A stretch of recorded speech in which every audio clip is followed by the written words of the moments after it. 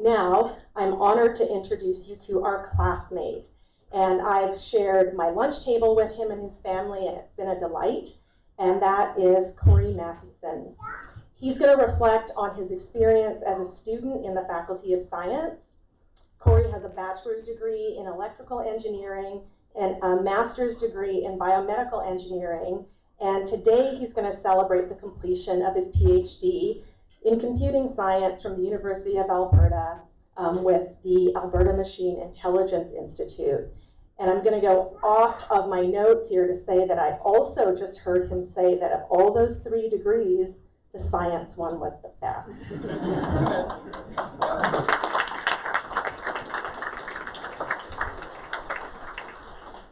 Kory's research interests include interactive machine learning, human-in-the-loop deep reinforcement learning, human and robot interfaces, prosthetic robotics, and conversational dialogue systems.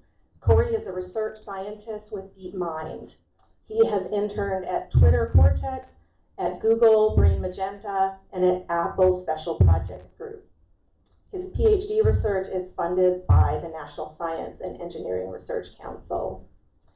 Kory is also a lab scientist in machine learning at the Creative Destruction Lab in Toronto and Montreal, and he's joined us today from Montreal. He's an accomplished improvisational theater performance artist with rapid fire theater, and he's currently fusing his interest by developing artificial intelligences to perform alongside comedy. Please join me in welcoming Kory.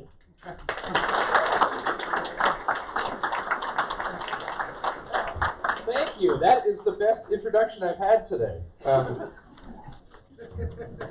pause, and continue. Okay. It's so good to be here. I'm so excited to be here. Thank you so much. Good afternoon, everybody. Are we all excited? We're all going to graduate? Yeah, okay. Just by show of hands, who's going to walk across the stage today? Okay, right on. And by show of hands, who's here to support someone who's going to walk across the stage today? Amazing. It's amazing how much support is here. I really love that all these wonderful supporters are here. My wonderful support system is here as well. So to all of you fellow graduates, to the faculty, staff, families, and supporters that are in the room today, it's an honor to be invited to speak to you and to present some of my personal perspectives on graduating from the Faculty of Science. Since the moment I was asked to present, I was looking forward to looking back and reflecting on my time with the Faculty of Science. My academic path through the University of Alberta has started almost 15 years ago when I started my undergraduate degree in engineering. Who would have thought that I came so far, and yet look at how far I've come. In fact, it was a decision that was made downstairs in the sunroom here at the Faculty Club with my grandparents and mom and dad and brother who are here today to actually do my academics here at the University of Alberta. And it wasn't an easy decision. It was one that actually required a lot of insights and predictions about the future. During my undergraduate and master's degrees in engineering, I was confronted with a thought that kept coming up. That is that engineers make things work and make things that work better. But scientists work on really hard problems. Scientists work on problems where there might not even be a right answer, let alone something that works. Scientists work in worlds where failure is not only a possibility, it's an inevitability. Scientists embrace that you can learn more from failure than you can from success. That each hypothesis that you disprove, each theory that you fail to support with critical evidence, each empirical experiment which presents negative results is just as valuable, if not more so, than every positive counterexample. Science is about knowledge, about testing the physical world in which we all live by asking questions and figuring out a way to listen to the world answering back. Science is thus a dialogue, and echoing what the dean said, it's a dialogue between you and me and all of our colleagues here in this room that'll join us on stage and around the world in the scientific community, but also between yourselves as scientists and the physical worlds in which we exist and prepare and perform our experiments in. Now, my journey from engineering to science has been marked largely by the embracing of learning through success and failure, through trial and error, and these values are obvious to me because they're what improvised theater is built upon too. You don't get up on stage without a script or preparation expecting to succeed. You're going to fail. The audience loves that notion. and they embrace that. There's also these notions of success and failure in the foundations of artificial intelligence and how we expect these artificial systems to learn. So it's fitting that the largest failure of my PhD graduate studies also turned out to be a great learning opportunity. It was late 2015 when I envisioned a computer system along which I could perform improvisational theater. This idea came out of a conversation with an acclaimed theater director in London.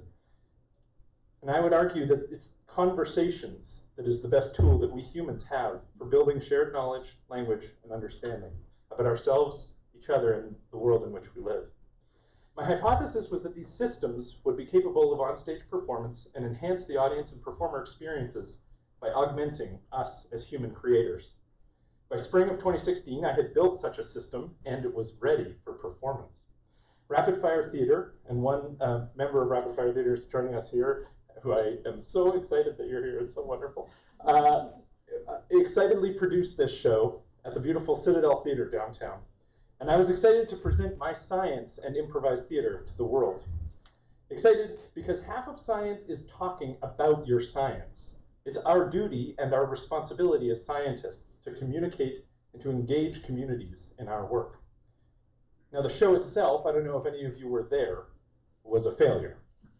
A monster failure. The system broke down, it was technically broken, and very theatrically unsatisfying. There were no reviewers in the audience, thankfully, because they wouldn't have said very nice things. When the system, the AI that I built finally did work, there were issues with the acoustics, the microphone, the speech recognition. When the artificial dialogue system actually came up with a response, it was so offensive that it got moved.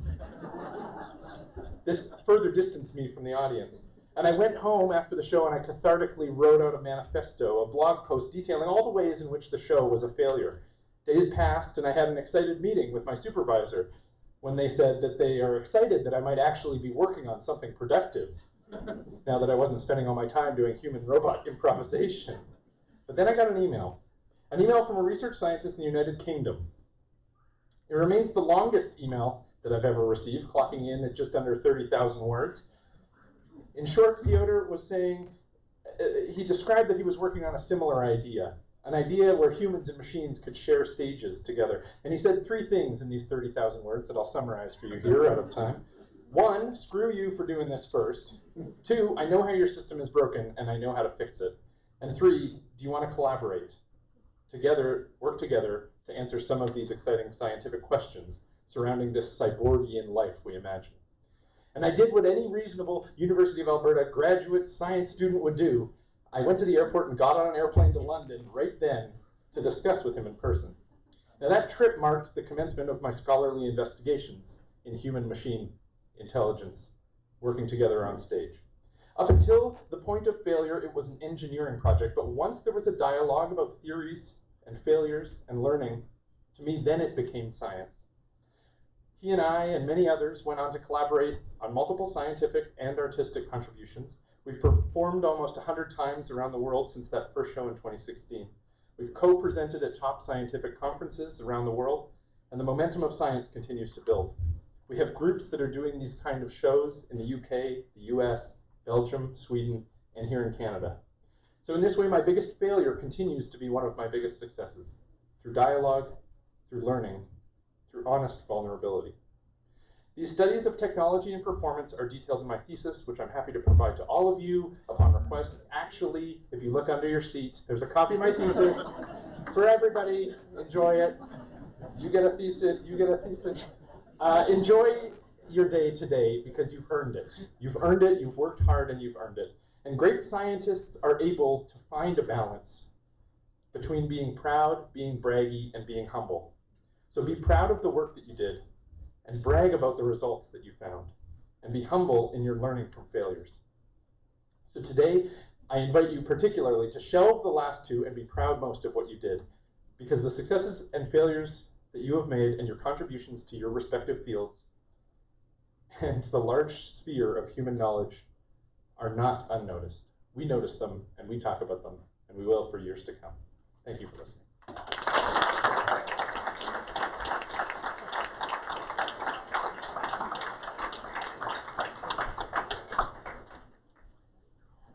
Well, that just summarize so many things that are so important about today, and I thank you, Kory, for doing that so well and so eloquently. And now I want to go see one of the shows. I hope Kory's words were inspiring to all of you, and you're also going to hear more inspiring words at the ceremony this afternoon.